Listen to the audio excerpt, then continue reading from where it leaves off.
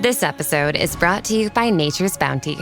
Nature's Bounty believes your body is brilliant, naturally designed to thrive, inside and out. For those always looking for new ways to support your health from head to heels, Nature's Bounty has a range of over 400 vitamins and supplements born from 50 years of trust and care. Nature's Bounty. It's in your nature. Visit naturesbounty.com to learn more.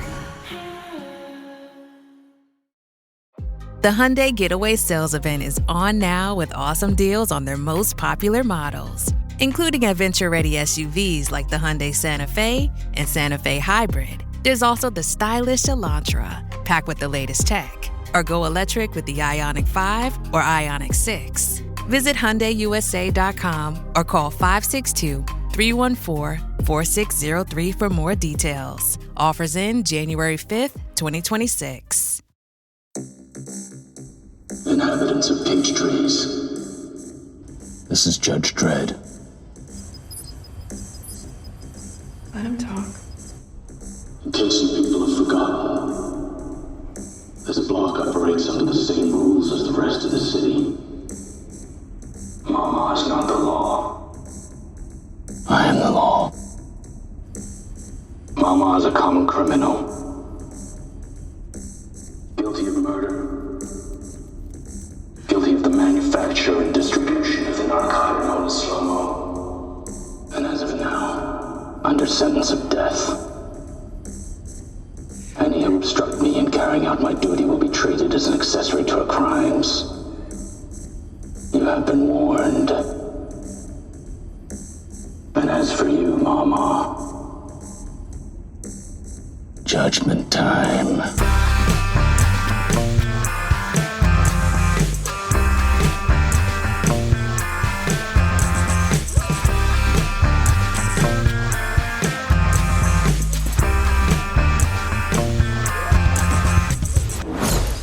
Hello and welcome to Unequal Sequel. My name is Dave and I'm one of the two hosts of this spiteful podcast. And my name's Rich and I'm the other host of this spiteful podcast. Think of me as Galinda to Dave's Elphaba because everyone thinks that he's lovely and I'm evil. But I'm not really. The premise of Unequal Sequel is very simple. We ask our guests their best ever sequel, worst ever sequel, and finally their dream sequel. And sometimes drift off course and talk about other things. Sometimes movies, but sometimes just life in general. And sometimes we do drop big fat spoilers. So if that happens and we're about to ruin a movie you don't want to be ruined, flick forward, pause, go change your window wipers or your car. You know it's probably about time. Because on today's episode, we are joined by Helen Sadler. Helen is a brilliant podcaster. She is the co-host of the wonderful Flixwatcher podcast that me and Dave have both been guests on, along with Kobe, who's also been a guest on here too. So yeah, if you haven't listened to it already, go and listen to Flixwatcher. Because we're very excited to sit down with Helen and chat all things sequels with her. These are Helen Sadler's Unequal Sequels. Enjoy!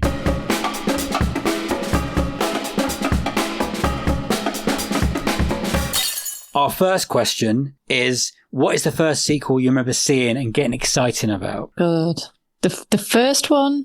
Or anyone, really. Yeah, so I guess maybe like the first one would probably have been Return of the Jedi. And I think I kind of remember the Ewoks mainly. Yeah. In a good way, yeah. Yes, I would have been a good. young child, so the Ewoks would have been totally up my street. And then I also remember that my brother got to go and see the Addams Family Values.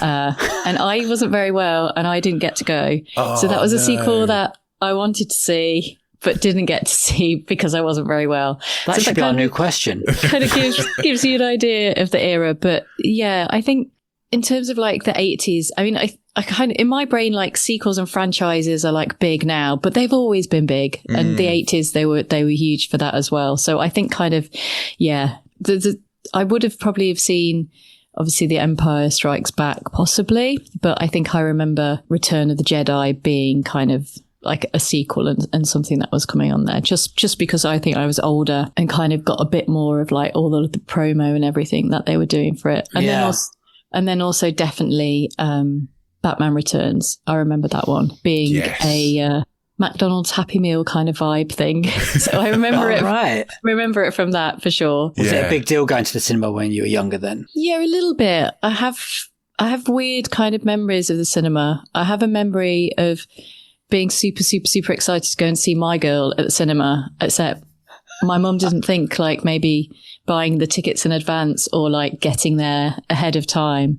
And it was sold out. In the end, she took me, my brother who got to see the Addams Family Values, and two of my friends, and we ended up seeing Father of the Bride instead, which probably wasn't quite suitable. I mean, I think it was probably a PG, but bearing in mind this was 1991, 92, and we probably would have been like 10, 11, and there's quite a lot of like sex references in Father of the Bride. We thought it was hilarious, but I did get to see My Girl eventually.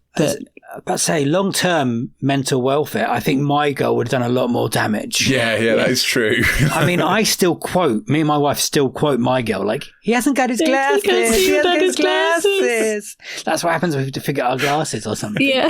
And the B bit is just horrific. It's a really traumatic film. I did see it, I think, at the cinema, but a little bit later. But yeah, my dad was a big film fan, and we had a 3-screen cinema, which kind of closed kind of in the late 90s, and we were without a cinema for a while. So if we wanted to go to the cinema, I had to go to Derby. So you had to know someone with a car. So period of like cinema watching in that. And then they got a Cineworld, like when Cineworld happened, and that was better. And that's still there, thankfully. So they still do have it. Where I grew up, we had a beautiful like 1920s 2-screen cinema, and upstairs was the grown-up screen because it had the bar as well. And then they turned it into an old people's home. It's really sad. And every time I drive past it now, I'm like, oh. As it's still there. I think it's been like variations on kind of clubs. I think it was like an all-you-can-eat restaurant at one phase. But I remember the smoking section. I remember the Screen One smoking section and the little ashtrays. Sections. Yeah. Because we had to sit with that. My mum's a smoker, so we had to sit in the smoking section, which I never liked. And I think my first cinema visit on my own as a teen, I think, was to see The Mask. So all good picks. That is a good choice. None of them sequels though. The sequel was terrible. I was going to ask about My Girl 2 as well. I haven't seen it. No, I know it exists. So it didn't mean that much to you to go run back and see what the Adventures, whatever that name's character was that I can't remember. Who on earth is going to My Girl 2, Dave? I never seen it either, I don't think, to be honest. Why do you need a My Girl? Whoever thought that would have been a good idea? The Adventures of Dan Aykroyd and his daughter go on a vacation, I guess, or something. Anna McCluskey. Did I get close to her name? That's her, yeah. I don't think she acted again. She did. Well, eventually she went back for Veep. So she came back as an... Oh, yeah, she did. Didn't she? Yeah. But yeah, there was a big period. I think My Girl 2 was...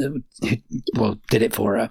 Were you a big Star Wars fan when you were younger than Return of the Jedi? Was it a big thing, or was it like getting dragged along with the brother and the family kind of thing? I think it was just... Star Wars was just kind of the thing, and we had some toys, and I had a friend called James, and he had like all of the toys. Like he had a Millennium Falcon, and like his toys still had like the original capes and the lightsabers, whereas like ours were probably a little bit bent and broken. So I remember playing with the toys, and I just kind of remember that being just a thing and around there, even though I probably was a bit young to really, like, I think people born in the 70s remember it just like being there. Whereas in the 80s, it was kind of like something you knew when you knew something special was happening, and you kind of, you know, you liked kind of Yoda. But there was some bits in there that were a bit scary, and you didn't really understand all the plots, or like that it was actually about fascism or anything like that. But you just kind of you like the toys and the spin-off serials and things like that, and you kind of got sucked into it. Yeah, because I wasn't born until 85. So Star Wars to me is something that's been handed to me. It wasn't like there was never this build up. There's always this discussion of you don't know how lucky you are. You live in a world where Star Wars, because we had to wait for each one and to find out Darth Vader. But now I also I lived through the Baron years between nothing and then, oh good, Phantom Menace is coming out. I had to go to Derby for that one. You're so lucky. I don't think I had a cinema at all in Bishop Stortford. We didn't get a cinema in Bishop Stortford until the year 2001, and we had to go to Harlow. Memory unlocked. We did the same as you. Went to see The Little Mermaid. Couldn't book beforehand. Queued. Couldn't get in. So we had to go home and not see The Little Mermaid. Devastating. Yeah, it was devastating.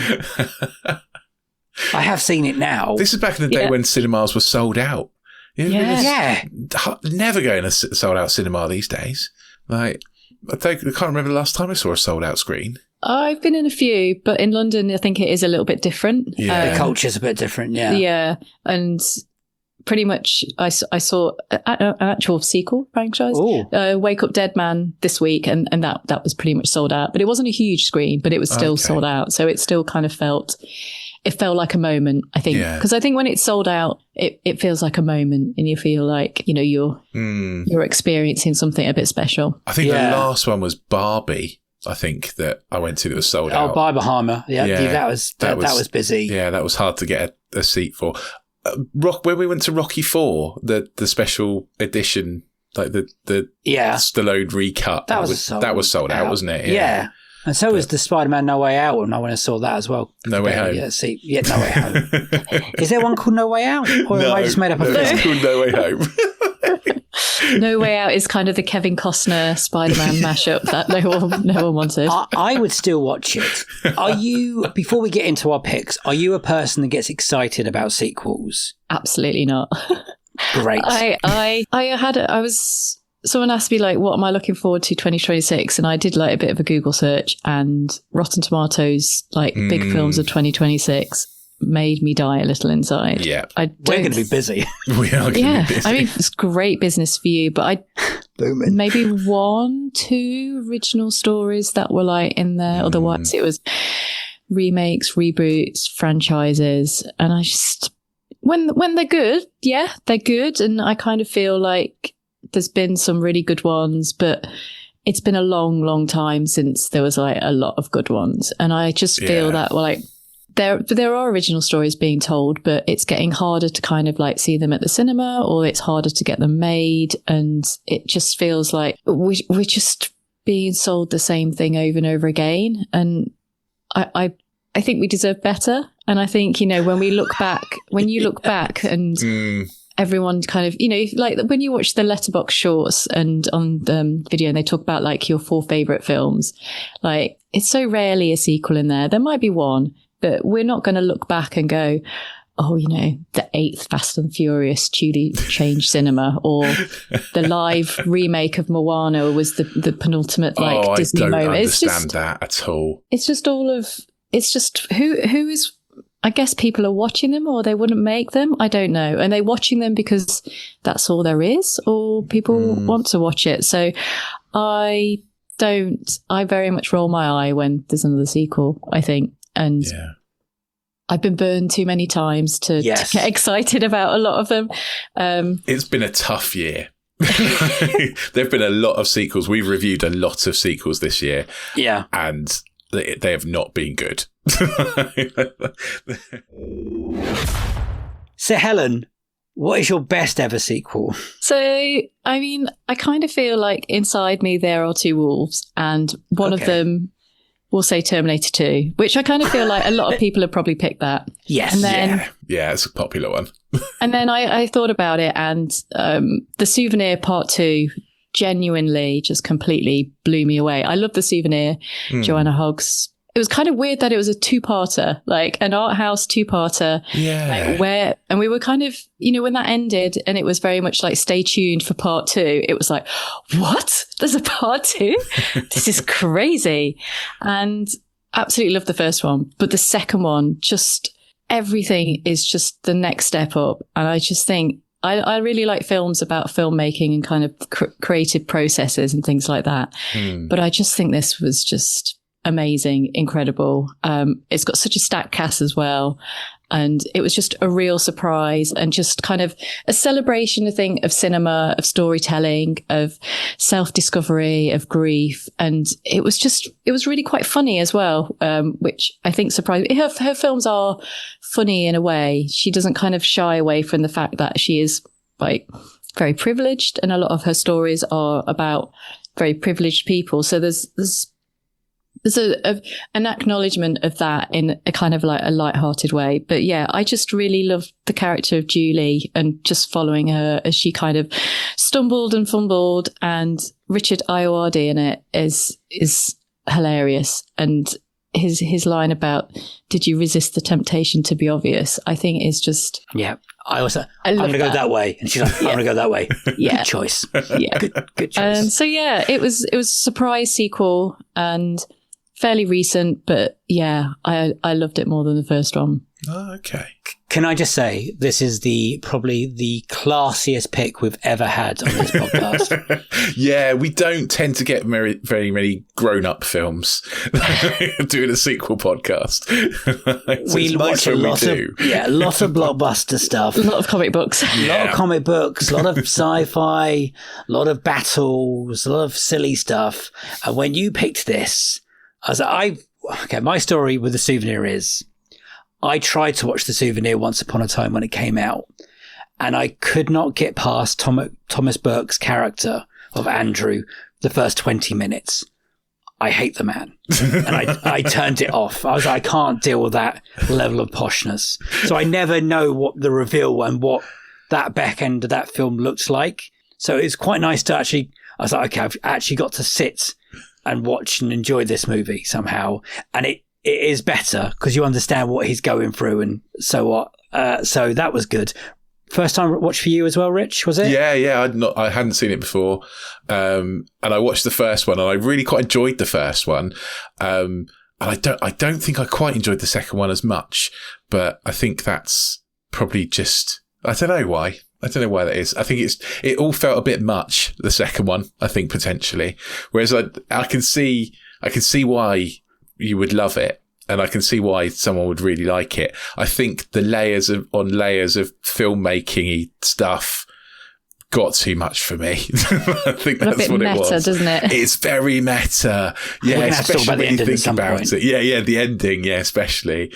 And I love how much the what's her name, Honor Swinton Byrne looks like Joanna Hogg as well. Like, if you see them both, they're like, they look very similar. Like, there's some really good casting. And obviously casting Tilda Swinton, who is her mum, as her mum. You know, it's great. Yeah. It's very clever. And I think it's when you started seeing her film that she'd made, then I was like, oh no, I think I'm lost. Yeah. It's the film that we're thinking that she's making. Yeah.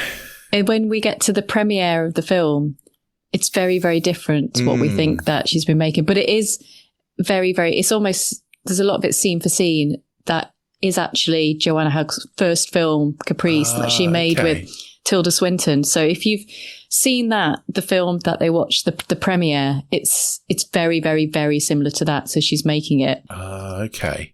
I haven't seen that, but yeah, that makes sense. But it is a surprise because you're like, hang on, I thought she was making the film about everything that's going on. So what is that? That's what's confused me. Yeah. I'm a dum-dum.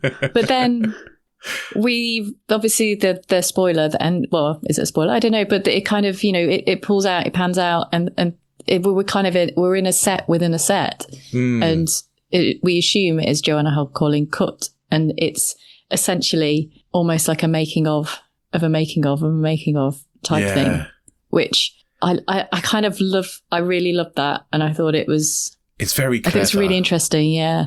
You're right. Everyone is very privileged and very posh. Like when she's like, "Mummy, can I have some money?" And she just writes a check out for like 10 grand or whatever it is. In like 1985, whatever it is. You're like, so much money. That's like house money. But it's kind of funny because she obviously wasn't that well off, but it's just kind of a bit of a throwaway kind of thing. And I think people do really get hung up on that. And I don't mind it so much because she's kind of, it's from her experience. It's not like it's pretending to be anything like that. I think what would be worse if she'd made the film that she's talking about making at the start of like the film about Sunderland and stuff. And I'm like, don't make that. That sounds awful.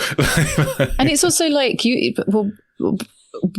what is this privileged woman going into that environment and recording them and offering her kind of thesis or insights? Like, you know, what is that going to achieve for her, and how is that going to be received in the community? Like, what community are you going into, and what are your motivations on that? So it is kind of interesting then when she kind of like pivots away from that kind of art school black and white documentary, which probably would have been quite a popular thing to do in that kind of time. And then her like lecturers are sort of saying, well, why have you gone away from that film that felt so real to you? Why are you going to this? And I'm like, are you mad? Like, they're saying the opposite to her, to reality, aren't they? They've been like, no, this one doesn't ring true. And you're like, but that is true. Yeah. That is her experience. Yeah. Idiots. Do you think you would watch the film differently if you knew it wasn't based on her life? When you first watched it, did you know it was like a story of Joanna Hogg, wrong director, life? Yeah, so I've seen her other films. So when I heard this was coming out, it was very much like kind of a semi-autobiographical. So it would like be taking parts of her life, but I didn't kind of anticipate it being like a film of a film of a film take. I just thought it was kind of like, semi-autobiographical with obviously quite a bit of maybe fiction sort of thrown in there. Because it's hard to tell, because I don't know that much about her, and she's not really particularly famous, and I've not read that many interviews with her, so I don't know like how much is actually like whether she dated a man who had a heroin addiction and that kind of like fantasy and where he died. I don't know how much of that is true and how much it's just kind of like her experience of film school and she's just elaborated it all on. The way I was reading about it today and yesterday is that the script was written and everyone had a script apart from the Julia character. So she basically, all she was given was diary entries of Joanne's life at that period to go and letters and stuff from her and the man. So I'm assuming that's real. So everyone else has got a script and she's kind of just got to react to them. And if they go off piece, they apparently have just got to try and go with it and stay on and get back onto the script, which sounds an interesting way of filmmaking. Sounds like a nightmare to me, to be honest. It puts a lot of trust in your leading person as well, which this would have been quite a big role for her. I don't think she'd done that much. I don't think she'd done anything at that point. Maybe a short film. Apparently, again, this is all IMDb, Wikipedia madness. Joanne Hogg haven't cast anyone. She was talking to Tilda Swinton, and Tilda Swinton just brought her daughter to lunch with her at the same point. And then that conversation came from like, oh, you can do it kind of thing. You remind me of me kind of thing. That's how she got the part. I don't know if that's like a Hollywood tale, but she's I mean, really it sounds good plausible. It was just like, oh, well, she looks kind of like you. Why don't you cast my daughter? I think that probably just happens like a lot more. I've seen her grow up a lot and here we go. And I'm shooting in like 3 weeks time kind of thing. The character of the boyfriend, the Tom Burke character, what are your feelings towards him? He's a bad dude, obviously. Yeah, he's such an interesting character because obviously he is a terrible kind of person in that, you know, he lies, he steals, the stealing bit is horrible. When he admits to it, and he's so like nothing. He's like, I thought you wouldn't mind. Really? Are you mad? I was a bit speechless at that point. And obviously he is an addict, and that obviously is something that it's not immediately apparent, but I had no idea first time I watched it. That's why I just stopped watching.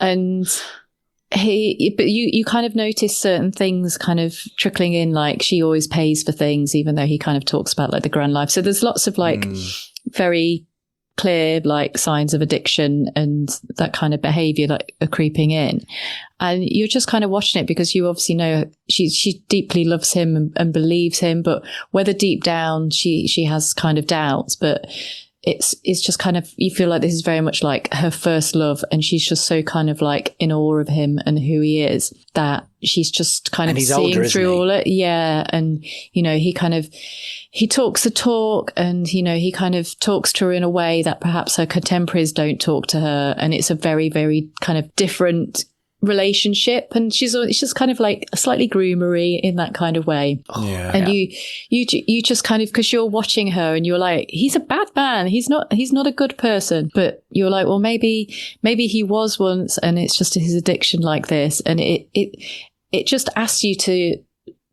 think, which I found like a lot of films don't really ask you to think about their characters in any really deep way. But he's very, I think, Tom Burke is great. I really like him. And I think he just makes Anthony very charismatic, even when you know all this about him. And you wonder, if you kind of met him, would you also be kind of like a little bit awed about if you were a teenage girl and he kind of showed you that attention?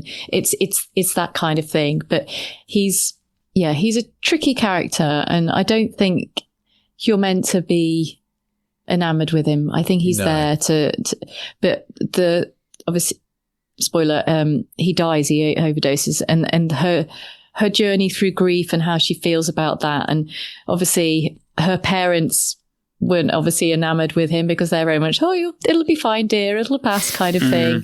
But it's very deeply affected her, and that grief goes all the way through the film and eventually takes her to where she is. So it's, like the whole journey she goes on through that from this is really quite moving. But it's just, you can just start to, when you start to see little things about his behaviour, you're just like, this just isn't going to end well. There's a bit in the second one where she says to Richard Ayoade, did he ever work in the Foreign Office? And I'm like, did he? I want to know. I still don't know. I like that it doesn't answer that, though. I like that it doesn't, I'm presuming he probably didn't. He probably didn't. But, I still like that that's unanswered. Yeah. When that sequel got announced, did it go and do things that you thought it was going to do, if that makes sense of a question? Because the first one is kind of a film that you wouldn't have thought there would be a sequel to it. So did it do what you thought it was going to do? I don't really know, because you don't really get. This is like independent cinema bordering kind of art house, so you don't really get sequels to films like this. They're just very much, this is our story. And I was trying to think, is there any other filmmaker kind of on this level, or any kind of like sort of others that stand out? And I really struggle. I really couldn't. I'm sure there probably are, but I just didn't know where it was going to go, because obviously their relationship is over. He's died. Like what could be next? So, and then kind of sort of seeing a little bit more about like what it might be about, and kind of seeing the cast. It's like, there's a lot of names in here. There's a lot going on here. I actually saw it at the BFI. I've only ever wanted to see one film at the BFI, and this was it. Oh, cool. Someone helped me get a ticket for it, and I saw it in the big one for the BFI festival, and that's where I saw it. And I didn't really know that much going into it. Just, it's like, well, it's obviously a second part. Obviously, because I hate sequel. I just have been burned too many times, I think. I was very much like, I don't know if this is going to be any good. Like, why? What? I don't know what it could be. But Martin Scorsese is a producer on it, so it's exactly. Like, he must be good then. When you mention it to people, do they know what you're talking about? The Souvenir Part 2? Yeah. No. No, not really. I think some people I think most people, maybe if they've seen it maybe because they know Tom Burke through him. I mean, Joanna Hogg is she's super interesting, because her first 3 films, Tom Hiddleston was in when he was kind of like very young and starting out. So it's not like she's worked with complete unknown actors, but they're not on Netflix. Maybe they appear every now and again on like Mubi and things like that. So that's where I watched it. Yeah. So that's, he bought a subscription. And I don't know whether I saw The Souvenir at the cinema. Actually, I might have missed that. And it might just been I've never seen any of her others at the cinema. I missed The Eternal Daughter, because again, it was such a short thing. So she's definitely like under the radar in terms of mentioning. Like, I think in like close kind of film friends, they might struggle to name her films outside of maybe these 2. When you try and describe it to people, how do you sell it? Because it's a hard pitch. Yeah.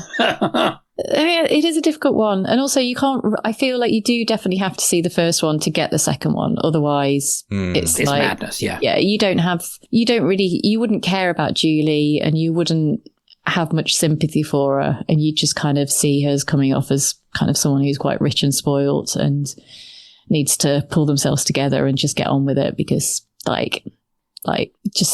life is much harder than what she's going through for a lot of people, kind of thing. Yeah. So that was the problem I had first time watching that first one. Yeah. And they're both kind of different films, because the first one is very much like a first kind of romance. There's not really that much about her filmmaking or about like her finding direction or anything. It is very much her romance with Anthony and how that kind of plays out and the kind of destruction that he brings to her. And then the second one is very much a different film in that it's the continuation, but from the film within a film. Yeah. Going from that. Which one's best to you? Do you prefer the second over the first? I do. I prefer the second. Okay. Yeah. Don't be ashamed of that, Helen. I know. It's a sequel. It's a sequel. You're allowed to like it. I know. I know a lot of people. I know for quite a lot of people, the absence of Tom Burke means they like the first one a bit more. Yeah. Because even though his character is not great, he's very, very good. He's very charming. Yeah. Yeah. And I think some people, people who've seen both of them have said they preferred the first one because they just found his presence in it more engaging the second time round. And I don't know, I'm really interested in kind of creative processes and like failure and discovery and things like that. And I just find her journey that she goes on in the second one as a creative, and like there's that scene where they're in the minibus and they're talking about, making it. And it's just, it's that kind of, sometimes the process is boring and laborious and things don't go your way. It's got Harry Dickinson in it. Well, I like him, and it's got Joe Alwyn in like these kind of small little roles, and you're like, they just all bring something to it in a really kind of believable way as well. You watch it and you're like, yeah, I think that probably might have happened in her life when she was, starting out. Yeah. Well, you made our podcast just a bit classier by picking it, so thank you for that. But now we have to go to trash. Hey, the vibes are slipping. I think it's time to bring out the Velveeta shells and cheese. The holidays are a time to go all in on indulgence. Headline your meals with the rich, creamy meltiness of Velveeta shells and cheese and satisfy your holiday cravings like no other. Bring that main course energy to your side dish. Celebrate extra with Velveeta these holidays. My name is Percy Jackson. Getting in trouble is like breathing for me. The hit series returns to Disney Plus and Hulu. The danger the camp is under is greater than you can possibly imagine. For the key to our survival, 3 of you must quest to the Sea of Monsters. Let's go do the impossible. Percy Jackson and the Olympians. New season 2 episode premiere December 10th on Disney Plus and Hulu. Learn more at disneyplus.com/whatson. This episode is brought to you by Indeed. You're ready to move your business forward, but first, you need to find the right team. Start your search with Indeed Sponsored Jobs. It can help you reach qualified candidates fast, ensuring your listing is the first one they see. According to Indeed data, sponsored jobs are 90% more likely to report a hire than non-sponsored jobs. See the results for yourself. Get a $75 sponsored job credit at Indeed.com/podcast. Terms and conditions apply. The next question is not the worst sequel. This is a different little question before that one is, what has been the most disappointing sequel that you've went and seen? So this might be hard for you. Yeah, you went in high and you came out low. So I don't even have to think about this because there's a specific moment, and that was Alien Prometheus. So okay. I love Alien, love Aliens. Hey, that's a sequel. Yeah. I really like Alien 3. Alien Resurrection, I'm not that fussed, but Prometheus was the first one that was coming out and I could go and see it at the cinema. I just thought it was crap. And I was just, it's like, really? Like they got Ridley's come back for this? And I don't know, there's just a lot of stuff about it, and I just thought it was crap. And it was like, you know, that guy who's like budget Tom Hardy, and I don't know, I was really, really hyped up for it, and I was just like, that was the moment where I was like, you know what, sequels, you just disappoint me. To be fair, it could be a prequel as well. So, well, I mean, this is I don't know. I don't know what it was. Do you like prequels as well? Just checking in. I mean, again, it depends on what they're doing. Sometimes I'm like, I've seen was it Pearl, X, and Maxine, and you know what? I was kind of like fine without Pearl having a backstory. If I'm honest, I can like go into X is the first one, isn't it? Is it X? Yes, Maxine's X. The last one. Yeah, so Pearl's. Yeah, and you know, I enjoyed X, and then I was like, oh, you know. I like that. I like kind of the characters in there. Let's see what it is. And I was just like, I didn't need to know. And then Maxine, I was just like, oh, no. So yeah, and there's that. And then also, I think the 2 Matrix sequels were just awful in comparison. Yes.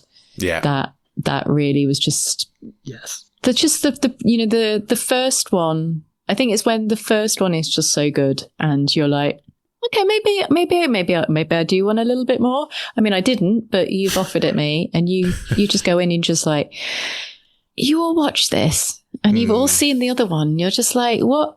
Could you just not look at that and go, this is what made this amazing? Yeah. It's like they resented that, isn't it? That first one. They were like, oh, you did so well for us. Fuck you. Yeah. Let's make a really bad one. It is like that. It very much is like that. It's like, you liked all that stuff about the first one. You're having none of it. Yeah. None of it. Sorry.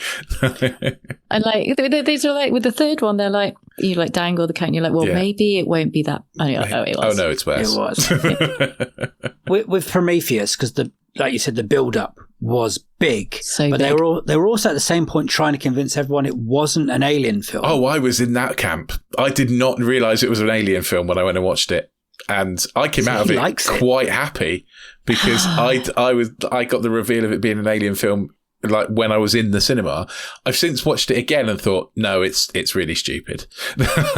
How did you not know it was an alien film? Did you just I don't watch trailers. I don't like do any of that. I've actively avoid stuff. I like to go into movies like as cold as possible. And so I didn't realise it was an alien film. I think I watched it opening day. I just knew it was a Ridley Scott sci-fi film. I didn't realise it was alien. Which should be an exciting thing by itself. Yeah. A Ridley Scott alien or sci-fi film should be a good thing, but he doesn't like sequels either, really. I don't really like sequels either. This is the wrong podcast for me, isn't it? Yeah, it's a tricky one because I feel as though the alien, obviously Alien, I love this, and Aliens, you know, like I think Alien and Aliens are the same level. Where I know some people have they're completely different films, but they're and then it does kind of go a little bit down. So we would expect it to have gone up. The curve was going back up after a bit of a decline for Alien 3. And the thing is with Alien 3 is David Fincher made a David Fincher Alien film, which this is what happens when you give directors a franchise is they're going to make it. I don't think he was allowed to make his film that he wanted. I think there was a lot of studio interference in that film. Well, he nearly quit making films with that experience. Yeah, there's a timeline when David Fincher doesn't make another film. That's scary. Would be mad, wouldn't it? Yeah. I've got to ask about Alien Covenant then after Prometheus. I've not seen it. Oh, okay. So do we go back up then? I think it's slightly better. I think it's got a cracking ending. It has got a very good ending. There are still some very derpy, I don't know if that's the correct word, derpy bits in it. Yeah. But I think it builds tension better and it feels more like an alien film. By that point, Ridley Scott was like, I'm no kidding around. This is an alien film now. I'm going to show aliens in the trailer. You know, this is happening. Michael Fassbender is both brilliant and terrible in it all at the same time. Yeah, do you think he's great in Prometheus? I mean, he's I think he's a convincing synthetic human in it, which is neither good or bad, I don't think. Let me say this, the Alien Covenant has 2 Michael Fassbenders. Oh my God. I mean, I do like him, even though he has a predilection for some absolute stinkers. So yes. So yeah, I'll add that to my watch list. And it's if not, when it comes on Netflix, let us know and we'll come on. You can come on, yeah. We're not saying it's like amazing. We're not saying aliens are alien, but it does something interesting at the end. Okay. That we like to talk about, but we won't ruin it now. Okay. So, Prometheus, which bits really made you disappointed? Was it when the map guy got lost, or when the guy who's meant to be looking at creatures just let one jump on his face without any helmet or anything? You know, I haven't seen it since it came out. I was so disgusted. That much damage. Yeah, I've not watched it, but yeah, I think they were definitely the moments. And Charlize Theron running in a straight line. I think was that, and I don't know. It just felt a little bit sloppy, I think, from what we'd probably come to expect from Sir Ridley. With those moments were just a bit. When you watch Alien, sorry, going back to Alien. When you watch Alien, the tension building and everything in it, and the claustrophobia and just the sense of something really, really. Even when I've watched it loads and loads of times, I still get like sweaty hands. There's just something about how he manages to build everything up. Like, these eggs, you shouldn't put your face in it, but you're still surprised that he does, and the face of it pops out, and it just had none of that. It just felt sloppy, and it just felt silly, and I think it was the silliness, definitely. And it just, Ripley wouldn't have done that. Like, no. You wrote these amazing characters that have remained in my memory for all these years and created so much tension, and this was just crap. Yeah. Wow. You're right. You're right. There's nothing to argue with it. Helen leads us on quite nicely. Yeah, talking of crap. What is your worst ever sequel? So, Zoolander 2. Now, it's a very good answer. Has it been picked before? Much before? Oh, yeah. Yeah, it has, yeah. Twice, I believe. Yeah, I think so. Definitely seek those out to find who my fellow suits. So 2001, it was a very, very, very different time. I was a student, smoked a lot of weed. I had Zoolander on DVD. It was funny. I have seen it recently in the last few years, and it's not aged well, but there's still some funny, but super, super silly funny. And the Will Ferrell, Ben Stiller, Owen Wilson, David Bowie, David Duchovny, Billy Zane. There's just some silly lines in it. Alexander Skarsgård, the freak gasoline accident, the soundtrack, the Can't Turn Left, all of that super, super, super silliness is great. And when I heard they were making a Zoolander 2, it was very much like, oh, really? But I didn't want any more of it. Like, maybe 2005, I might have wanted a bit more of it, but not now. And I didn't see it when it came out because the reviews were awful. And then I think I maybe watched it over Christmas because it was like on Film 4 or something. And I was like, I think I've got to see if it's as bad as everyone thinks it is. And it's awful. It's so much worse. It's so bad. And it's just, again, like, they would have tested some of the stuff, like, to go like, do you think this would land? Like, is this, it's just, it's so unfunny. It's so bad. It's just, you're watching it and you're just like, how, and it's so bad that basically Ben Stiller was like, I can never make a film again, which I haven't seen Severance, but a lot of people like it. So, that's what you get out of it. But, he didn't realize making it how bad it was. It was only when it was received that he was like, this hasn't gone down well. Yeah. What a turd.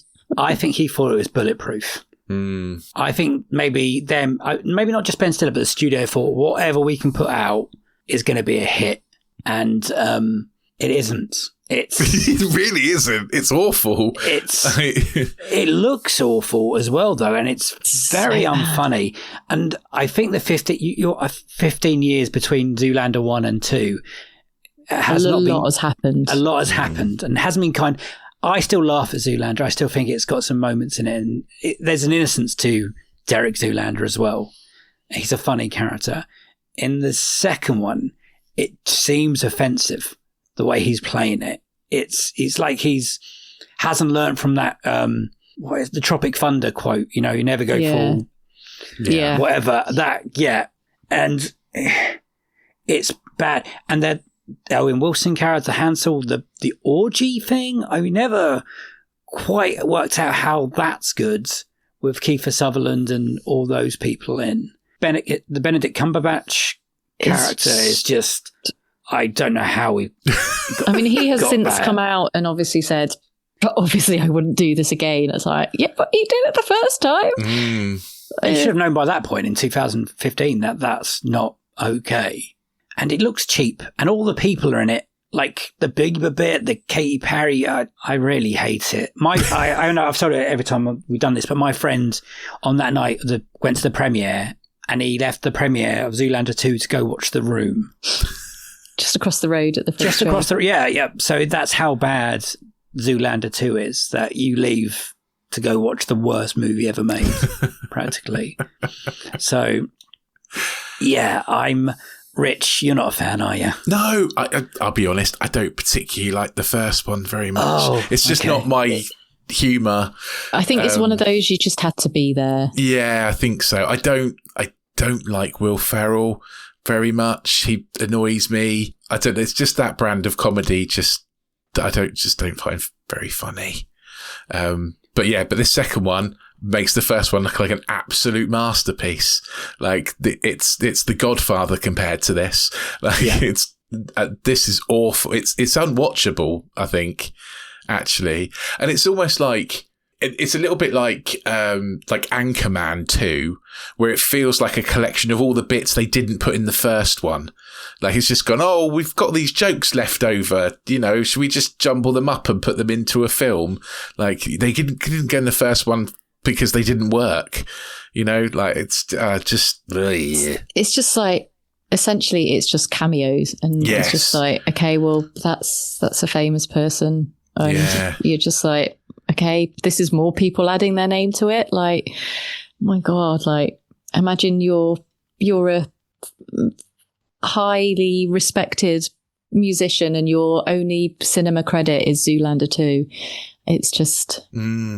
And you're right, it's sort of ended Ben Stiller's acting career, right? Like, I can't think of anything other than Happy Gilmore 2, which is also terrible. Like I can't think of anything which was this year. I can't think of him in anything else. No. I think you're right. I think he's going to warm up to another night in the museum, maybe. I thought you were going to say another Zoolander. No, I think this put the nail in the coffin for that. I'd be very surprised if they go again because of the money and the reaction. If they do, they've got to meet... the Zoolander was trying to... The world it was ripping off, like the fashion world, it was funny, but it was also kind of true in a way, kind of like the laughing derelict. At itself. Yeah, it's all funny. And I don't understand the second one, where they were going with that. It was sort of celebrity culture a little bit as well, I think, but just too mean and too... It is mean, isn't it? Yeah. It's not... It's not... to the kids. It's not silly. It's just mean, and it's just like this weird kind of like bitterness about it, which even Mugatu in the first one. Oh yeah, forgot. He is obviously a bitter, angry person, but it was still silly, and you could still like laugh at Mugatu, but this was just, there was no laughs. The problem was once he rocks up in the film, it's too late to save it. It's too far gone. It's not even Will Ferrell and Christine Wiig can save this thing. It's really bad. So you didn't see it in the cinema. No. And you didn't see it because you heard the reactions to it are not good. But before then, the reactions, was there hope? No, I was like, well, I wouldn't want to watch Zoolander 2. Like, that... The Ben Stiller, Will Ferrell, Vince Vaughn, Owen Wilson humour of kind of like 2000 to like 2005, like max, is very specific like time. Like there's a lot of that now that I would probably rewatch and go, oh, I'm not sure about this. It's very a complete product of its time, and them all together doing that kind of thing was always going to be like, if it's anything like it was, it's just not going to work, because it's I just was like, I'm also like, I'm an adult now. Like, I don't want to watch Zoolander 2. Like, I'm more sophisticated now, and like kids today, like he's not. Ben Stiller is someone from my generation. He's not. It's just no. If I was an exec and someone came to me, Zoolander 2, I would be just no, Ben. Yeah, I don't know who it's Don't aimed do at. this to yourself. Like, don't embarrass yourself in front of everyone. You know that bit in Zoolander where Derek fails to pull his underpants out? This is the equivalent of Ben Stiller doing it to everyone. So don't do it, Ben. You will embarrass yourself like Derek embarrassed himself on the runway in front of David Bowie, no less. And it's also, this is like, so they had David Bowie in the first one. Obviously, couldn't have him this time. Who do they get to think would be close to his genius? Sting? No. Yeah. Either don't have anyone. That is weird. Or who? I don't know who it could have been, but like I forgot about Sting. Yeah, Sting is not David Bowie. No, definitely not. I mean, David Bowie was a fashion icon. It makes sense. It's just also when has like, Sting ever been a fashion icon? It's just like, David Bowie's movie kind of appearances are so kind of like wild and out there that it doesn't make sense that he's in Zoolander, but it does make sense that he's in Zoolander. It makes sense that David Bowie would be in a New York model walk-off situation there to judge. It just kind of makes sense in the time that Zoolander was made. Yeah. I'm really sorry if you can hear Christmas music in the background. I think the Santa float thing has just gone past. Mine came past yesterday. So that's you don't get them in London. I think they'd probably be like robbed. I have a good story about that. I once volunteered to be the Santa on that float thing, and I was the float was chased by teenagers on bikes who threw stones at me and shouted, "Santa is a pedo." See, that's what teenagers are doing now. They're doing that. Yeah. They don't want Zoolander. When you're dressed as Santa, you can't even get down and threaten them. Because you'll ruin it for everyone. I can't ruin this for everybody, but I will kill you. Go away. Well, this is a great link from me. Did Zoolander 2 ruin your Christmas when you watched it? No, it was fine. I mean, at the end of the day, it's only like 96 minutes or something like that, isn't it? It feels really so much longer. Yeah. God, it really does. Yeah. When you say, no way, that can't be true. Yeah. I think I gave it like half a star on Letterboxd. Wow. I think that's generous to give it half a star. It's 1 hour 41. You're right. Did you make your whole family watch it? Or did you say, I'm going to take myself away? It was just me. Me and my husband kind of have our Christmas on their own. So I think he was asleep or watching sport. And yeah, it was just me and the cat. I was very much like, no one else is going to want to watch this. No. Did you do it in one sitting? Or did you stop, go away, go? I did it in one sitting. I've got to go back to that. I've got to see the end. I think it was just one of those, how can it get any worse? And it just did. And it kept finding new ways. And I was just, wow. Which is almost impressive. Wow. It's almost impressively terrible. Yeah. Do you think there is a world where we may see Zoolander 3? Like Ben Stiller goes, you know what? I want to give that another crack. I think the character's decent. I just need to put him in the right situation. Because like the first one, when him and Hansel get told the files are in the computer, and then they do the ape thing around the computer, it is funny stuff. And the petrol dance when they set the fire at the beginning, it's funny stuff. Rich is not laughing. It's funny. It's the funny freak gasoline incident. Yeah. I don't know, because where would he go? I mean, they killed off Matilda. Like, I don't know why he decided to kill off his own wife, which I think when that happened, I was a bit like, I wasn't aware that they were divorced. I don't think they are divorced. He just didn't want her in the movie. They had a break. They did have a break. Oh, really? Yes. I mean, maybe that should have been a sign. Yeah. I don't know what, like maybe you're kind of thinking like some like Irishman setting where they're in like the retired models, old people's home, and then they basically go back to their early modelling days and they've been CGI made younger, something like that. You're making me want to watch it. And we need to be careful because this is the kind of thing that Netflix would be like, yeah, let's give you some money for it. Yeah, that might work. Let's give them some money for it. Yeah. So basically they go before Zoolander and we discover how they became models because, well, maybe not Hansel because Hansel's just out of nowhere, but maybe there's like modelling school and they go back and it's like a modelling school thing. Yeah. Because it's always an interest that needs poking fun of. Because then you'd be going into the 80s. Fashion world. Yeah. And the 80s fashion, I think, because it came out at the end of the 90s, and I think the end of the 90s, because catwalk became mainstream in the 90s, it was very much, you know, the superstars like Kate Moss, Naomi Campbell, they were all from the 90s, that it was prime time to kind of look back on that. Yeah. Whereas fashion, the catwalk, is kind of like a little bit different now. So to go back into, because you could even go back to Mugatu creating the necktie, because it's that kind of moment of 80s fashion. I think the 80s fashion is really where it went wild. I had an image of them finding they can time travel or something for some reason.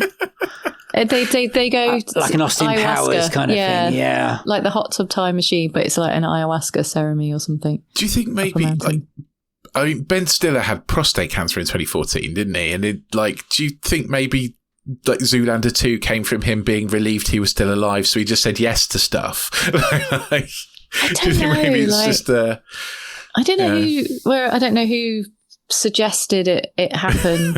But because he directed it, didn't he? Yeah.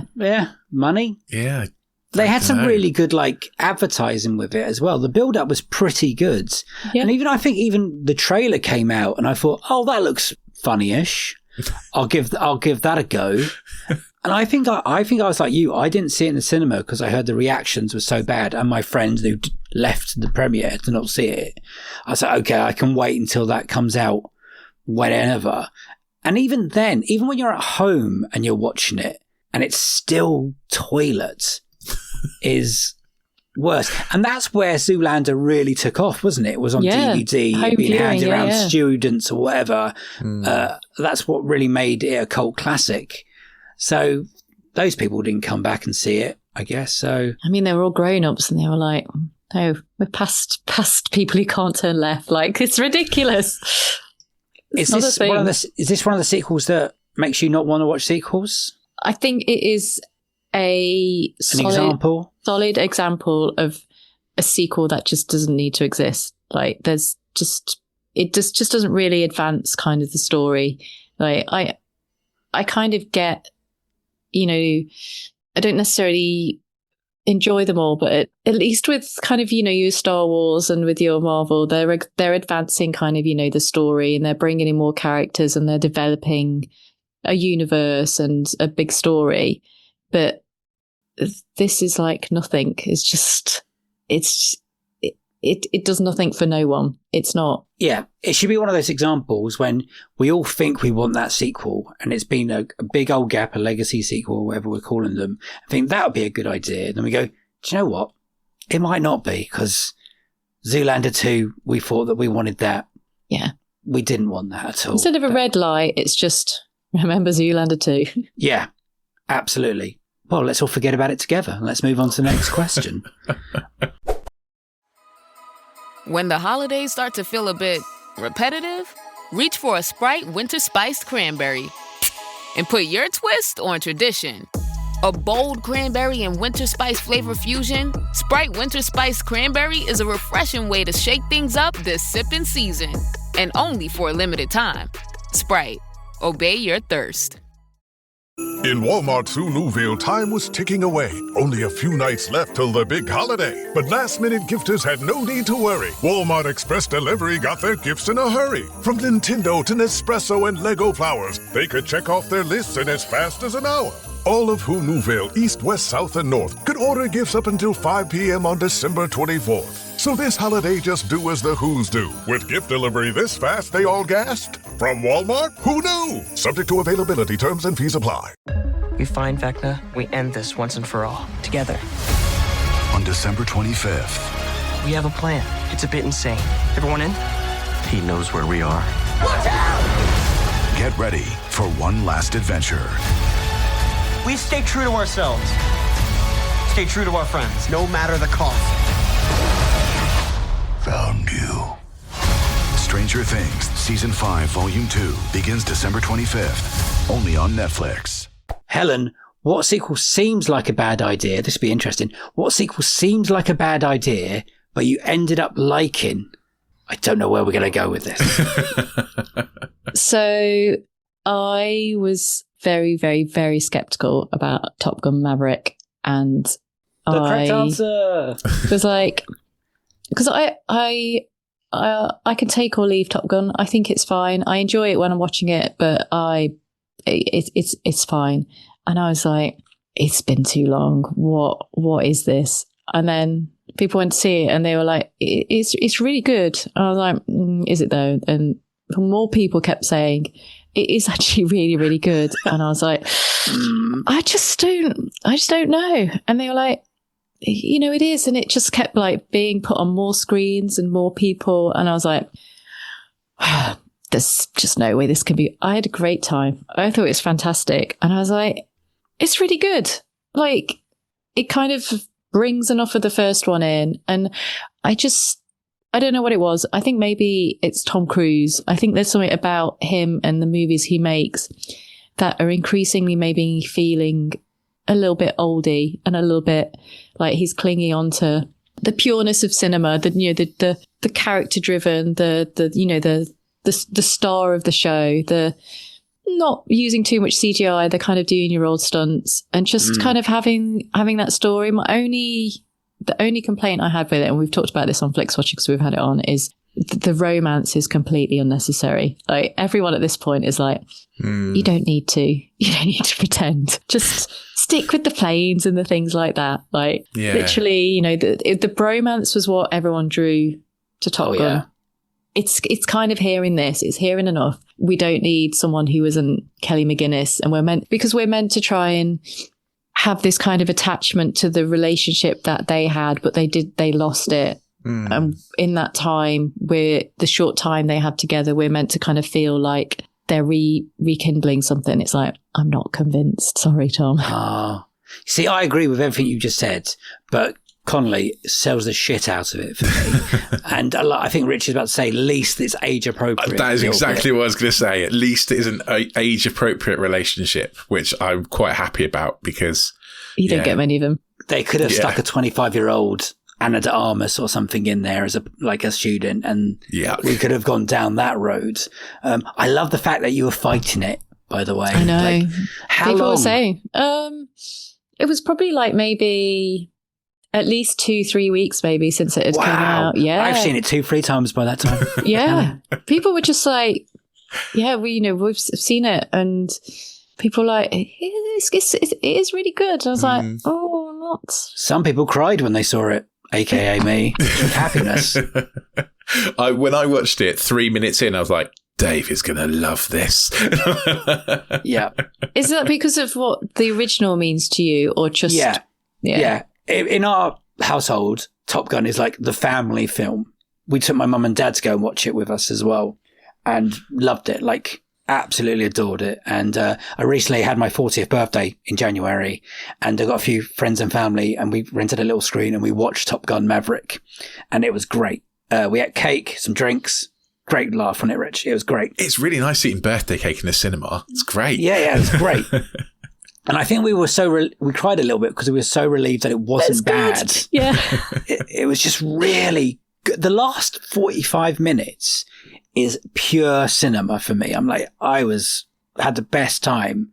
And I went and saw it at the BFI IMAX as well. So I was like, first weekend, we've got to get there. Biggest screen possible, because he did all the filming in the jet plane, like you said. Looks excellent. And I think it's one of my favourite films. Definitely one of my favourite sequels. Easily. So that's good. And I think Rich liked it, and he was. I did like it. I bit did. Iffy. It's not really my thing. It's got the magic like sauce, hasn't it? There's just lots of stuff about it, and it saved cinema. Yeah, it did. It did, and it had Lady Gaga. They don't do that anymore with songs. That seems to have come and gone again. I got excited that we were going to get like theme tunes and maybe music videos with bits of the film again, but that's gone. Yeah, I loved it. But you're not a fan of the original. I mean, I like I'm not going to be that guy. Yeah, I mean, I enjoy it while I'm watching it, but it wasn't. I don't think I saw it until I was like maybe 20. So. Oh, okay. It's not one of those that I've kind of grown up with. So, I mean, I've seen it lots, and you know, if someone's like, "Do you want to watch Top Gun?" I'll be like, "Yeah, all right." But it's not. If someone said like, you know, what are your top films from the 80s? It wouldn't. Okay. It wouldn't be up there. But if someone said, "Do you want to watch Top Gun Maverick?" Would you go, "Yeah"? Yeah. Yeah. Like, yeah, that's a fun one. When Maverick and Iceman had their conversation. Any feelings there? Any tears? No tears. I mean,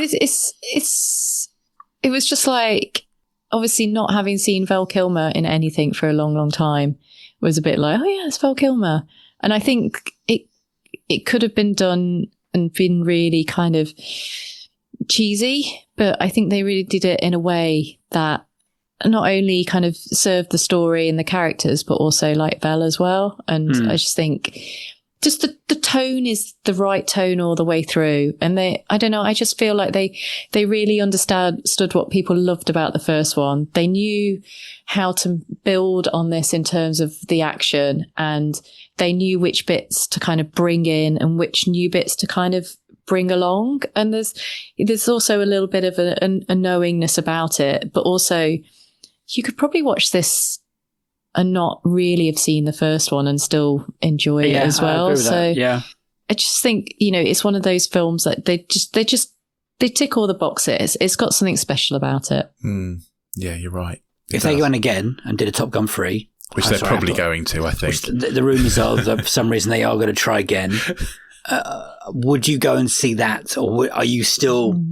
I think I'd have to wait for some of the reviews to come out, and depending who's involved in it, I think be the key. Whose reviews do you trust the most, can I ask? Who's the person that, if they says it's good, you'd be like, okay, I'm going to listen to that person? I kind Friends, of like... family? No. Not family, okay. No. I mean, I will kind of sort of get a flavour for maybe like having a little bit of a letterbox kind of, you know... Okay. A little bit of a star, and then you know, the usual kind of places like The Guardian, and I always find that Clarice Lockley from The Independent is always her tastes normally align with mine, so she's a good marker. I'm just going to stop you. Her best sequel she picked on this podcast was Alien Covenant. Oh, okay. That's a sign. It's a sign. Yeah.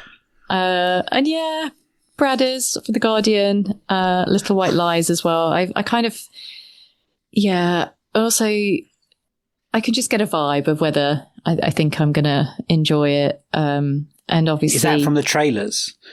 Or like Empire magazine bits written? Yeah, I think essentially at the moment it is like, is this a franchise? Is this a sequel? Is this a reboot? Because if it is, I'm probably not going to enjoy it. And that kind of sets it up. But I do genuinely like to try and see a lot of the films that come out, and I feel like watching the ones that, you know, I want to see more of is how to get them to do that. And, you know, it also, I do try and see some of the bigger ones as well, just to kind of, you know, see what everyone's on about, not necessarily agreeing that they're that great. But like I had quite a nice time with Thunderbolts. Like people said to me, said like, it's all right. I was like, should I go and see it? And a few people that I know were like, yeah, it's you know, it's entertaining. I was like, all right.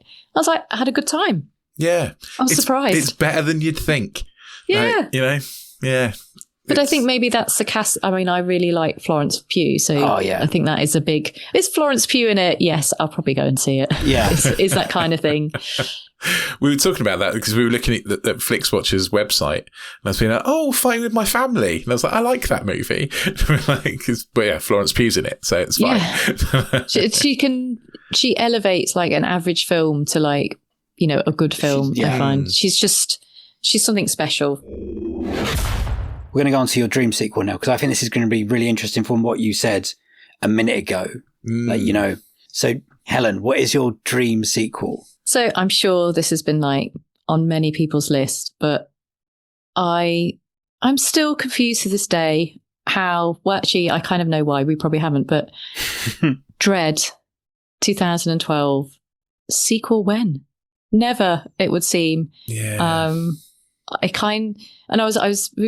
Today I was kind of reading. I was like, what happened? And Alex Garland apparently said, you know, we've kind of got what 2 and 3 could be, you know, the idea and everything. And it essentially just didn't make enough money. And there's been various kind of studios, people kind of looking into it, like reviving it. And I think when he was last asked, he was like, if it does happen, it's very, very unlikely to be with the team that made this. And I don't know, it just kind of feels like an obvious one. And I think obviously it didn't make much money, and it was an 18 when it came out, and it was 3D as well. And those kind of things may have like harmed it. But then also the amount of kind of like money has been made off comic book franchises, it just feels like, could you not give it a little go, maybe?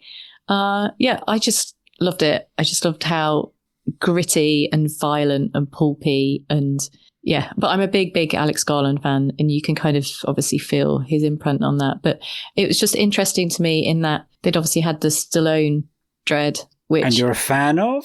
I don't know if I saw it again.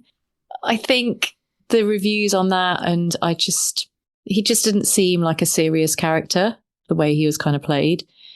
Whereas when Dread came out, I think the reviews were obviously really strong for it, and it just felt really exciting. And I just really loved how violent it was. And I'm like, yes, because I feel like there's a lot of films, particularly around the comic book films, that occupy a space where they are violent, but it's obviously cartoon violence because they can't actually be violent, because who's going to go and see all these 18 films? And this felt like an adult comic book film, and it just, it just felt different, and I quite enjoyed the 3D. Like, it was a little bit weird, but don't bring it back. But yeah, and it's just one of those that whenever anyone asks for like what sequel you would like, I'm like, yeah. I so rarely will come out of a film going, yeah, I want to see like 5 more of those. But I feel I thought Carl Urban was really, really good as Dredd. And I just thought there was a lot of potential, particularly if they'd have managed to keep Alex Garland on as a writer. Yeah. I mean, I'm surprised more people haven't picked it. I think we've only had it picked once.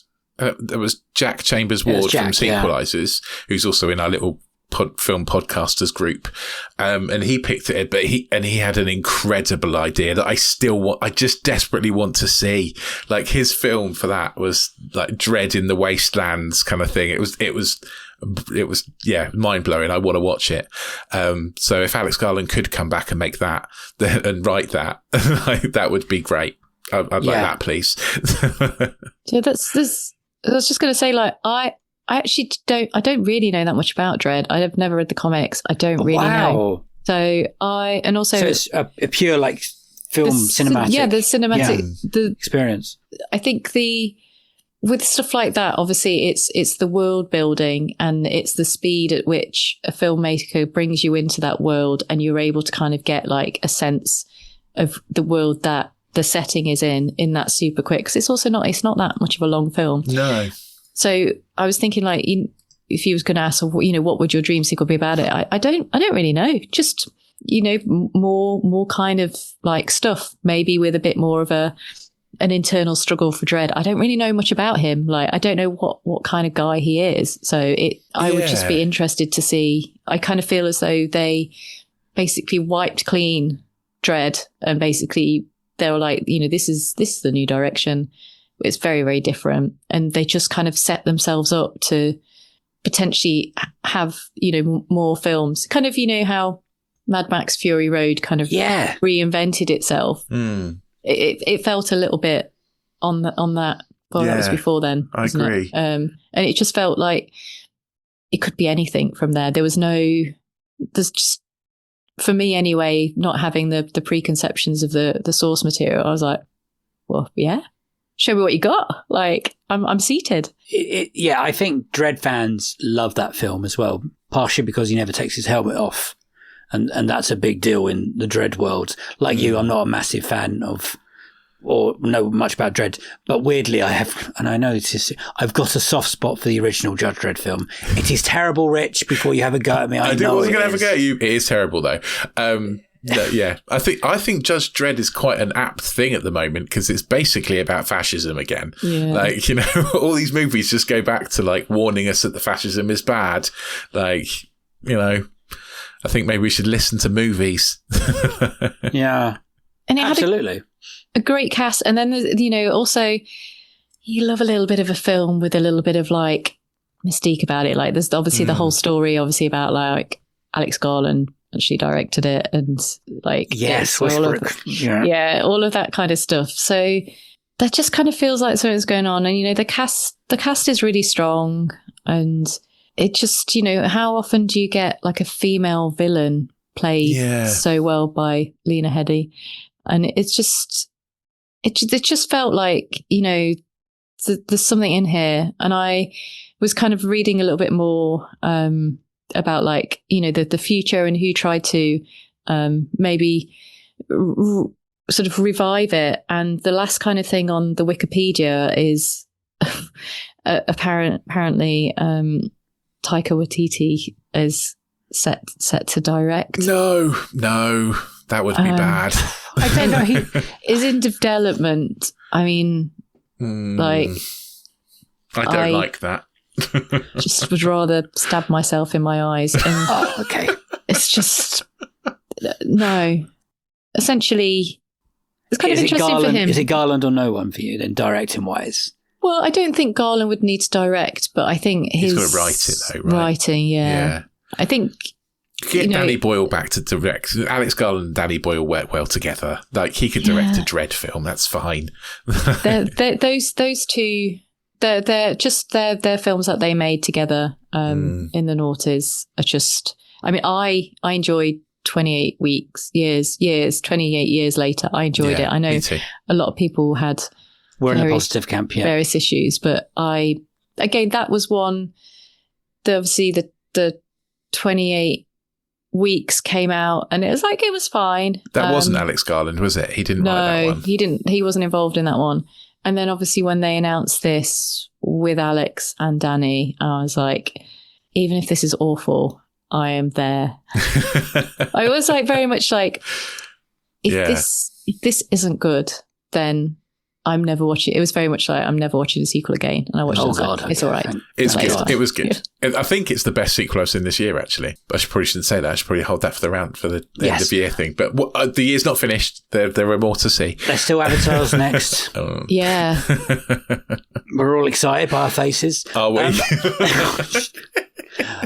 So you're one of the people that did see Dredd at the cinema. Yeah, in 3D. So it's not your fault. We're not. No, I didn't. I didn't either. So it's our fault. Sorry. I was just checking the budget, and the budget was like 50 million, and apparently only made 41 million at the box office. That's why we don't get another one. Yeah, what do you think they got wrong? Because it's such a good film. I think marketing. I think it was the 18 certificate that killed it. I think it's basically it's always been, and you always hear about it, kind of from a censorship point of view, that films that are 18 certificates, it's very hard to make money on them because if you think about it, like I mean, I don't know how this is now in kind of demographics, that your kind of 16-year-olds make up quite a core audience, and adults generally, once you get kids, once you kind of settle down, once you maybe move away from somewhere with a cinema that's a 20-minute drive or a 20-minute walk, then you're less inclined to go to the cinema. And if you're an adult and you're getting a pass to go and watch an ultraviolet comic book film is probably not, you tend to go out for the big ones, or you take your kids mainly. Yeah. So I think that definitely didn't help it. And maybe we'd kind of got to the end of 3D as well, because it was a 3D one. Was it good though? Was the slow-mo stuff good in 3D? Because I would love to watch this in 3D now. Just like, where like other the guns and the body parts and all of that flying at the screen. It's Come great. on, yeah. I would definitely go and see this again. Maybe it came too early in the comic book revival. I don't know. Like it's a mystery, because it's like 95 minutes as well. It's like super, super short. And it's I don't know. It just kind of feels like maybe it was a bit too violent for people, or I think it's the 18 certificate, isn't it? That if you're into, if Marvel's your thing, then I don't know if Marvel was a thing, but in 2012. Oh yeah, because I remember 2008. Yeah, the Avengers came out the same year, I think, didn't it? Well, Avengers is 2012. Maybe that didn't help. It's a very different kind of comic book movie. Yeah, there's not as many 2000 AD character fans as maybe as Marvel. No, and I think fans. 2000 AD is a darker comic, isn't it? Like and I think you're right. I think it was.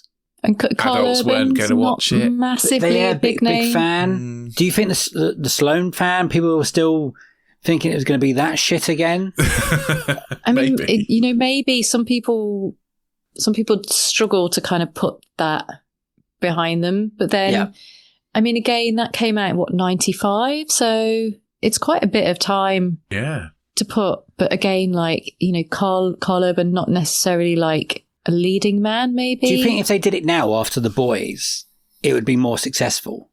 There's more of an appetite for that kind of violence and that kind of cinema. I think absolutely. The people who've kind of discovered it since, and I think that obviously Alex Garland is a much bigger name as a director and is just like much more of a draw.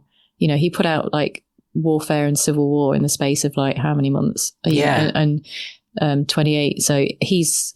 If they got Carl Urban back, Alex Garland, and I don't know, maybe an up and coming director who's willing to kind of be that kind of violent again, I think it would do a lot better. I think the audience is there. Would the studio be like, we'll give you 30-40 million? Would it be doable on that kind of budget nowadays? I don't know. I mean, it's... Because this looks so good for, 50 million? I think this looks so... That building looks so real. The costumes, so good. The explosions, all the action looks incredible. I'm so sorry I didn't go and see it, but I was very poor in 2012. So... I don't think it really got a huge release anyway. It was just... It felt like one where the cinemas are like, this is a really violent adult movie. We don't know what to do with it. I remember The Raid coming out at the same time. Yes, and they had very similar. And I don't know. Yeah. I don't know if that made any difference to it for people going, "Oh, I've seen The Raid, so I won't see Judge Dredd." But I don't think huge amount of people went to see The Raid. It wasn't like putting bums on seats. It was just one of the ones that people were like, "Oh, this is." Yeah, it wasn't like Volcano and Dante's Peak kind of thing, or Armageddon and Deep Impact. I feel really sad. I know, it's just one of those ones where you just kind of would have thought, it just kind of felt weird that essentially it just kind of fell short by 5 to 10 million, which kind of in Hollywood money doesn't feel like a lot for them to suddenly have gone. I mean, 50 million for the scale of movie in 3D doesn't feel like a lot of budget to make it with. I guess small cast, essentially, it's, And also, it's another one of those things that, they've got the source material as well. It's not like they would need to completely rewrite it. And it just feels weird because we are maybe we're coming in at the end of it, but the comic book pillaging is, it basically every comic book is having its time on screen. Some more successful than others, but it hasn't kind of stopped, the Marvel machine going. Like they're literally like, there's a new one each week. I'm like, who's this? Like, what? Where have they dug this one out of? How many times are they going to reboot the Fantastic Four? Like, literally, how come Fantastic Four gets, what is it now, the 4th reboot? And yet Dredd is just in the corner being violent and moody. Yeah. I grew up reading Marvel comics, and I still don't know who half the people are coming into Marvel movies. Yeah. The cult following fan base that this film has, they're very demanding of a sequel of this. I just wish they had the same kind of power the Snyderverse had to get, because say what you want about those nutters, they did get that film kind of released in the end. Thank God they've kind of no further. But if there was more of a reaction, a fan base, like getting more vocal about it, would the studio listen eventually? Or if they're just like, shut the fuck up? It's such a tricky one, isn't it? I feel like for it to work, I feel like the fan base would be like, we want one, but it has to be this person, this person, this person. Oh, so if they did one without that person, that person, that person, I that think, wouldn't be good enough for them. I don't think so. But what if it was good? Yeah, I think I think for me, the Carl Urban just had, he had the right chin. He had he also had the right level of fame in that it wasn't like Leonardo DiCaprio playing Judge Dredd. It was an actor being Judge Dredd. And I think that's kind of like a difference when you have these characters that you've maybe got like history with, either comic book or it's someone there that having not necessarily the biggest star to play them means they can take on that character more. And it's not just, that actor playing that person. They can really make it their own.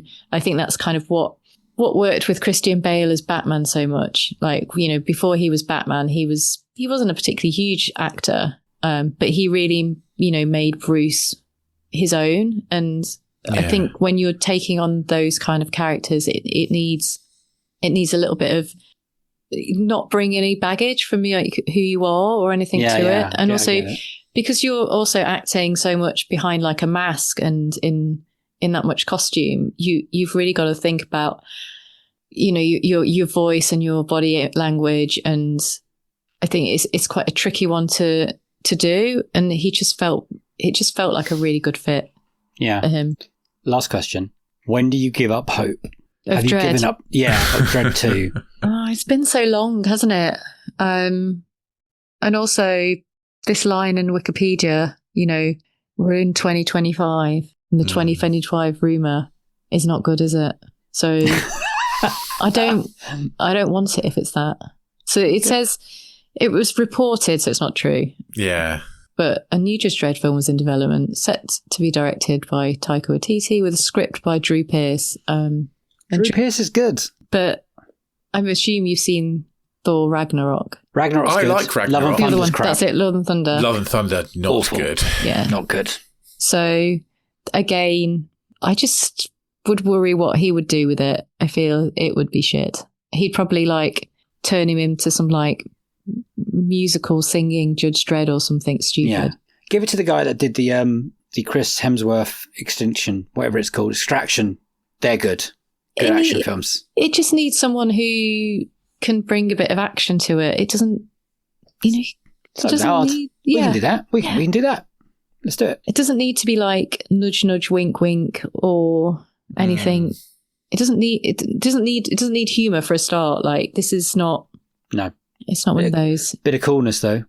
There's so many people here. We just got to go through them, kid. Whatever she says. It's like, fucking right. We're going to have the best time, aren't we? Yeah. It just, like you said, I feel like the appetite, we're in quite turbulent times and we're kind of seeing different filmmakers kind of take on how they feel about current governments and the way we're heading. And it just feels, like the time is ripe for at least one outing just to see. Because I think there could be some interesting places you could go with it. Well, fingers crossed it happens. Yes. And not with Taika Waititi, though. No. Yeah, not Taika.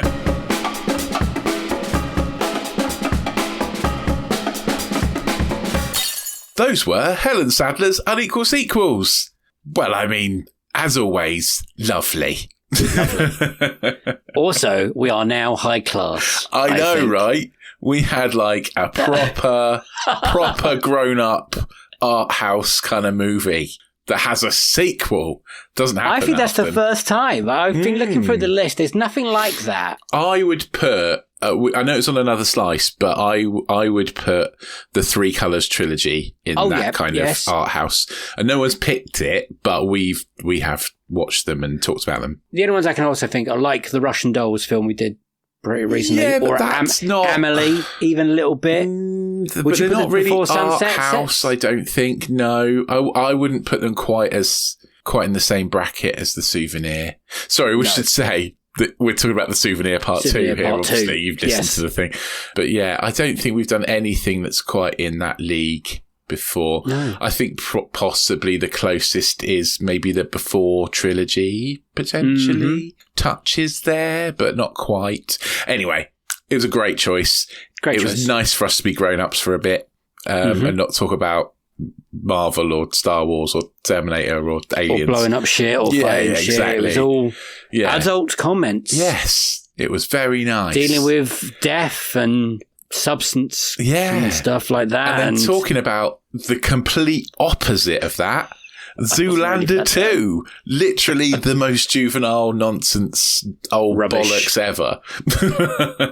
I'll never get over Zoolander 2. I don't think. It's bad, isn't it? Yeah, because it's a bad sequel to what I think is a good film. It's okay. It's not my... It was a film that I thought was great between 2001 and 2007. Yeah. How about that? Yeah, okay. All right then. University Dave I'm loved surprised Zoolander. how much it killed off Ben Stiller's acting career as well, right? Like...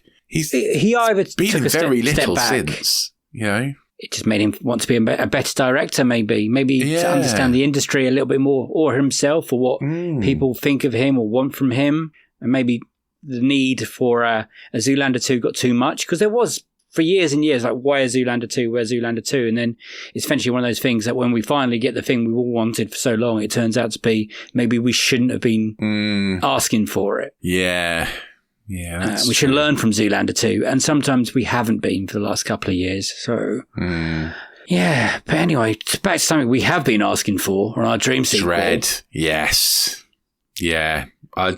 We need a Dread sequel, don't we? We're literally just like, we should be careful what we ask for, but we really want a Dread sequel. Not a Taika Waititi Dread sequel, though. No, I should caveat that. I don't Alex want Garland, that. Yes, Urban. Yep, that's the Dread sequel we want. Violence and cool 3D and exactly stuff like that. It is amazing that we still haven't got it, because everyone who's watched it is like, well, that's a fucking great film. And then you're like, I know, right? Where were you? Where were you back in the day? Well, I didn't go to see it in the cinema either, so I'm one of the people that harmed it. Only got made 41 million off a 50 million budget. Wow. That's why we didn't get a sequel. But I love that film. I think it's great. I watch it quite often, actually. Once a year, maybe. I just fancy sitting down watching Dread, because it's only 95 minutes long. It's really nice, short. Quick and swift. Bit of action, bit of fun, and then you're out. And then you're done. Thank you for Helen for coming on the podcast and picking such a grown-up pick, and then such a toilet pick, and then a wonderful dream sequel. But thank you. It was nice to have that sensible conversation at the beginning of the podcast. If you haven't checked out Helen's podcast, Flixwatcher, go check it out. I think a lot of you probably have, because it's gone on for so long and so many episodes. And we had Kobe on a few seasons ago, who co-hosts it with Helen, and basically they get other podcasters like ourselves to go on and pick a film that is on Netflix, and then review it using their system. Yeah. Me and Rich have been on it once. I picked Highlander, Rich picked Point Break. It turned out, and I thought everyone loved Highlander, and it turns out only I liked Highlander. So it is a fun listen. We're keeping our eye out on some more maybe films. Yeah, I'd like to get back on. Yeah, and maybe punish each other again. Make Rich watch something that... Make me watch something you know I'm going to hate. Is Jumper on Netflix? I hope it is. Yeah. No, maybe. Who knows? I'll check. What would you pick? What have you got your eye on? Oh, I don't know. I don't know what's on Netflix. Everything. Pretty much well, on Netflix. yeah, I was going to say everything's going to be on Netflix now, being as they've just bought Warner Brothers. Oh, so is that good or bad? Another discussion for another time. But thank you, Helen, for coming on the podcast, and thank you for being brilliant. And go check out Flixwatchers. It's great. Yes, it is. Do you know what else is great? Us. We're great. And if you want more of us being great, you need to get yourself onto anotherslice.com/unequal sequel and pay just $2.99 a month to join our exclusive subscription service. It is exclusive. People who join us become super special slicers and they get exclusive access to merchandise that I haven't designed yet. But I will. When we have our Christmas break, I will get on it. I promise. Not that I've said that before. Yeah, join us on Another Slice. You'll get an extra bit of Helen's interview episode, as well as all the other interview episodes we've done over the last 4 or 5 seasons. And we call that sequel sessions, but you'll also get Disenfranchised, which is where we talk about sequels that should have had a franchise but didn't, and Box Set Mentality, where we watch a whole box set of movies and talk about them. Yeah, so that's that. You can also get in touch with us on social media. Tell us what you thought of Helen's picks. Maybe you're a huge fan of the souvenir as well. Come and talk to us about that. Get on your social medias. We are at Unequal Sequel on all of those. Or you can email us, unequalsequel@hotmail.com. Or indeed, you can leave a comment either on Spotify or on YouTube, depending on where you listen.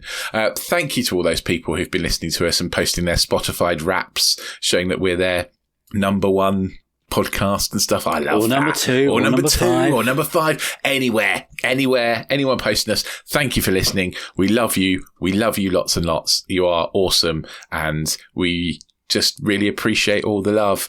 If you do want to spread love a little bit more, please do make sure you give us a 5-star review, especially on Apple Podcasts. We would love that. It is helping on our mission to become certified Rotten Tomatoes critics. Yeah. Only 160 more to go. Well, when we started this, we had like 4. So, you know. Yeah, that's a good point. Slowly catch a monkey. Exactly. We will be on Rotten Tomatoes. Exactly. We will get there. We will get there. Hey, we're an award-losing podcast now. We're an... Someone put it, award-entering podcast, yeah. And that still makes me laugh. A multi-award entering podcast. Yes. Thank you, Rich. Well done, sir. Unless you've forgotten anything and I've forgotten anything. No, don't think so. We are on to next episode, which is the last interview episode of season 9 is next week. It's another cracker, something to look forward to. So, yeah, it's a goodbye from me. Bye-bye. And a goodbye from him. Bye. See you next one. Sequels this one. Have a great week. Bye-bye.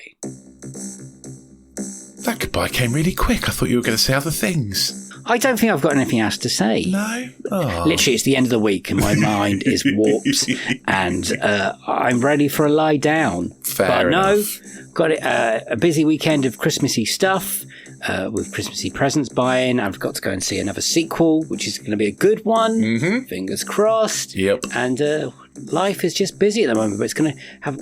We're going to have a nice, calm rest soon. Yeah, lovely. Yeah, it's going to be nice.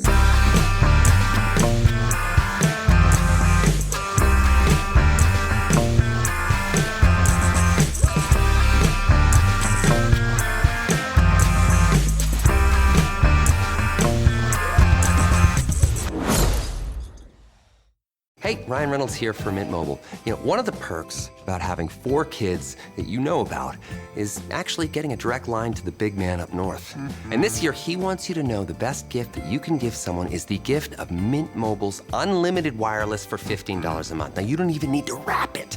Give it a try at mintmobile.com/switch. Upfront payment of $45 for 3-month plan equivalent to $15 per month required. New customer offer for first 3 months only. Speed slow after 35 gigabytes if network's busy. Taxes and fees extra. See mintmobile.com.